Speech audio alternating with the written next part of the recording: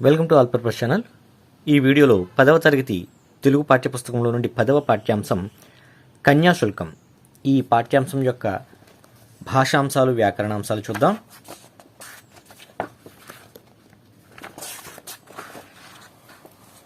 Page number 121లో ప్రశ్నలు ఇచ్చాడు. ఈ ప్రశ్నలకు సమాధానాలు రాయాల్సి ఉంది. పారాగ్రాఫ్ ఇచ్చి ఆ పారాగ్రాఫ్ పైన ప్రశ్నలు ఇవ్వడం జరిగింది.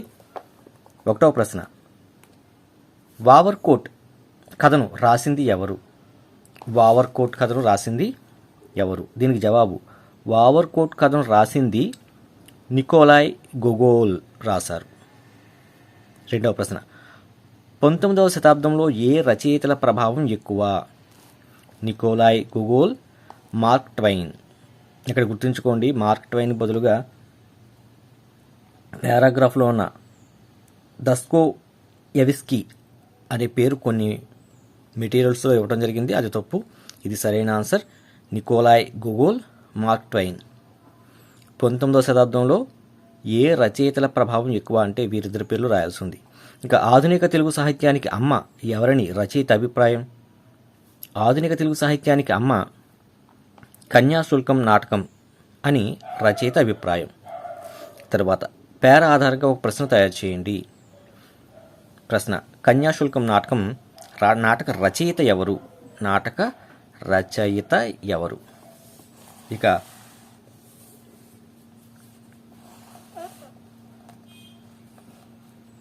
భాషాంశాలు. ఈ భాషాంశాలలో పదజాలం. శిస్తు పదానికి పన్ను అని అర్థం. ఇక్కడ పన్ను అని రాసి పన్ను పదంతో సొంత వాక్యం. ప్రజలు ప్రభుత్వానికి సకాలంలో పన్నులు చెల్లించాలి. ఇది సొంత వాక్యం. 122వ పేజీలో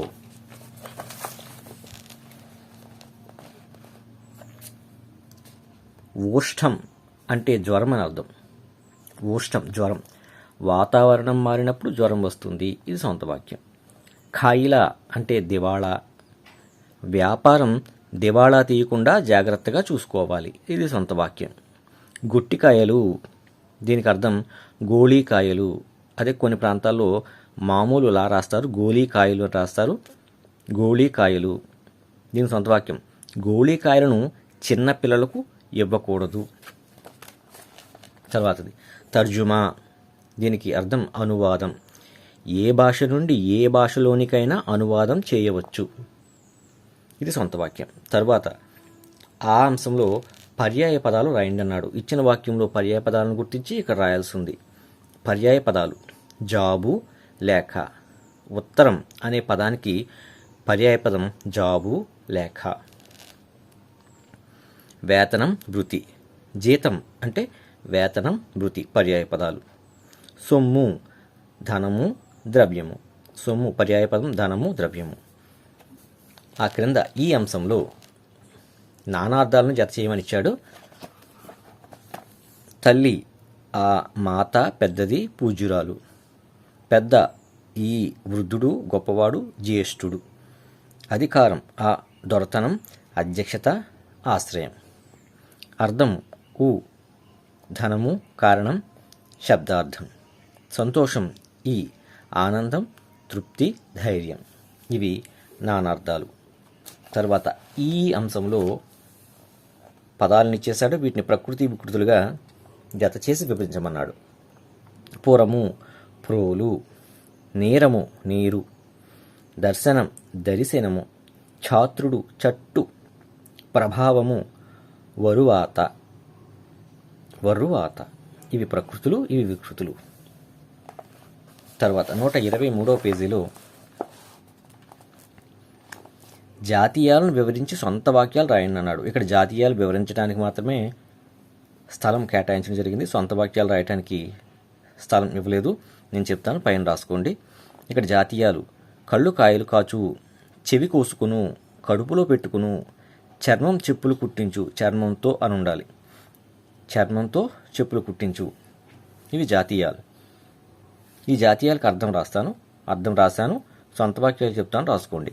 ఇంకా అర్థాలు: కళ్ళు కాయలు కాచు అంటే అదే పనిగా ఎదురు చూడటం అనే సందర్భంలో ఈ జాతీయాన్ని ఉపయోగిస్తారు. ఇక్కడ ప్లేస్ సరిపోక ఇలా రాశాను. ఈ జాతీయాన్ని ఉపయోగిస్తారు. దీనికి సొంత వాక్యం, మిలిటరీ నుంచి నాన్న వస్తాడని కళ్ళు కాచేలా అమ్మ ఎదురు చూసింది అనే సొంత వాక్యంగా రాసుకోవచ్చు. ఇక రెండవ జాతీయం చెవి కోసుకోను. దీనికి అర్థం ఇష్టమైన విషయంపై ఎక్కువ ఆసక్తి చూపటం అనే సందర్భంలో ఈ జాతీయాన్ని ఉపయోగిస్తారు. ఇష్టమైన విషయంపై ఎక్కువ ఆసక్తిని చూపటం అనే సందర్భంలో ఈ జాతీయాన్ని ఉపయోగిస్తారు. చెవి కోసుకోను. దీనికి సొంత వాక్యం, మా అమ్మ శాస్త్రీయ సంగీతం అంటే చెవి కోసుకుంటుంది. అది సొంత వాక్యం. ఇక 3 ఇవ్వాలి ఇక్కడ. 3 కడుపులో పెట్టుకును. ఇది జాతీయము. దీనికి అర్థం ఎక్కువ ఆదరణ చూపించటం అనే సందర్భంలో ఈ జాతీయాన్ని ఉపయోగిస్తారు. ఎక్కువ ఆదరణ, కడుపులో పెట్టుకును అంటే ఎక్కువ ఆదరణ చూపించడం అనే సందర్భంలో ఈ జాతీయాన్ని ఉపయోగిస్తారు. దీనికి సొంత వాక్యంగా, దొరికిన బిడ్డను కడుపులో పెట్టుకుని పెంచింది లత. ఇది సొంత వాక్యంగా రాయొచ్చు. ఇక చర్మంతో చెప్పులు కుట్టించు. ఈ జాతీయానికి అర్థం అత్యంత ఎక్కువ కృతజ్ఞత చూపించడం అనే సందర్భంలో ఈ జాతీయాన్ని ఉపయోగిస్తారు. చర్మంతో చెప్పులు కుట్టించడం అంటే అత్యంత ఎక్కువ కృతజ్ఞత చూపించడం అనే సందర్భంలో ఈ జాతీయాన్ని ఉపయోగిస్తారు. దీనికి సొంత వాక్యం, మా పంచాయతీ పెద్దలు చేసిన మేలుకి చర్మంతో చెప్పులు కుట్టించినా తక్కువే. ఇది సొంత వాక్యంగా చెప్పవచ్చు. ఇక ఊ అంశంలో పదాలు ఇచ్చాడు, వ్యవహార రూపంలో రాయమన్నాడు.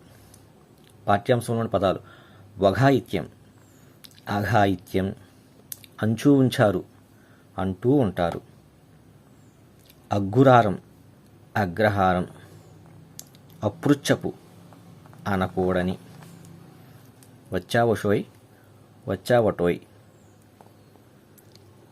రాజమహేంద్రం షండి, రాజమహేంద్రమటండి. ఇవి వ్యవహారిక రూపాలు. ఇక వ్యాకరణాంశాలలోకి వెళితే సంధి పదాన్ని విడదీసి సంధి పేరు రాయాల్సి ఉంది.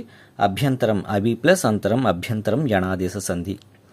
రవ్వంత, రవ్వ ప్లస్ అంత, రవ్వంత అత్వ సంధి. సావకాశం, స ప్లస్ అవకాశం, సావకాశం సవర్ణ దీర్ఘ సంధి. కళ్ళెదుట, కళ్ళ ప్లస్ ఎదుట, కళ్ళెదుట అత్వ సంధి. ఇక్కడ పుంఫాదేశ సంధికి సంబంధించినటువంటి వివరణ ఇచ్చాడు. పుంఫాదేశ సంధి సంబంధించినటువంటి వివరణ చదవండి. 124వ పేజీలో సూత్రం ఉంది.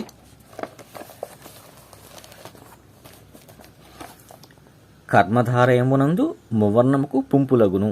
ఇది పుంఫాదేశ సంధి యొక్క సూత్రము. పుంఫాదేశ సంధి కర్మధారయములందు మువర్ణమునకు పుంపులగును. ఇక్కడ ఇచ్చినటువంటి సంధి పదాలన్నీ పుంఫాదేశ సంధి పదాలే. అపృచ్ఛపు మాటలు, అపృచ్ఛము ప్లస్ మాటలు, అపృచ్ఛపు మాటలు పుంఫాదేశ సంధి. విరసపు మాటలు, విరసము ప్లస్ మాటలు, విరసపు మాటలు పుంఫాదేశ సంధి. ఉన్నతపు గొడుగు, ఉన్నతము ప్లస్ గొడుగు, ఉన్నతము గొడుగు పుంఫాదేశ సంధి. కోమలపు జ్ఞానం, కోమలము ప్లస్ జ్ఞానం, కోమలపు జ్ఞానం పుంఫాదేశ సంధి. సరసపు మాట, సరసము ప్లస్ మాట, సరసపు మాట పుంఫాదేశ సంధి. వ్యాకరణాంశంలో ఆ అంశం విగ్రహవాక్య పదాలు, విగ్రహవాక్యాలు రాసి సమాస పదం రాయమన్నాడు. సమాస పదాలు ఇక్కడ ఇచ్చాడు, విగ్రహవాక్యాలు రాయాలి. సమాసం పేరు ఇక్కడ రాయాల్సి ఉంది. 100 రూపాయలు, 100 సంఖ్య గల రూపాయలు ద్విగు సమాసం. దొడ్డ ప్రభువు, దొడ్డవాడైన ప్రభువు విశేషణ పూర్వపద కర్మధారయ సమాసం. కలిమిలేములు, కలిమియును లేమియును ద్వంద్వ సమాసం. లక్షాధికారి, లక్షలకు అధికారి షష్ఠీ తత్పురుష సమాసం. ఆ క్రింద అంశాలలో ఉత్ప్రేక్ష అలంకారం గురించి ఇచ్చాడు, అది చదవండి. ఇక ఈ అంశంలో వ్యతిరేక వాక్యాలు రాయండి, వ్యతిరేక వాక్యాలుగా మార్చి రాయండి అన్నాడు. ఆ కప్పు ఖాళీగా ఉంది, దీనికి వ్యతిరేకార్థక వాక్యం. ఆ కప్పు ఖాళీగా లేదు. వానలు ఎక్కువగా పడ్డాయి. వానలు ఎక్కువగా పడలేదు. ఆ చిత్రాన్ని చూసి అందరూ మెచ్చుకున్నారు. ఆ చిత్రాన్ని చూసి అందరూ మెచ్చుకోలేదు. నాటక ప్రదర్శన జరిగింది. నాటక ప్రదర్శన జరగలేదు. ఆలోచింపజేసే ప్రక్రియ నాటకం అని భావించారు. ఆలోచింపజేసే ప్రక్రియ నాటకం అని భావించలేదు. ఇది వ్యాకరణాంశానికి సంబంధించినటువంటి భాగం. Thank you. ఈ వీడియో కనుక నచ్చినట్లయితే please subscribe our channel, all purpose channel.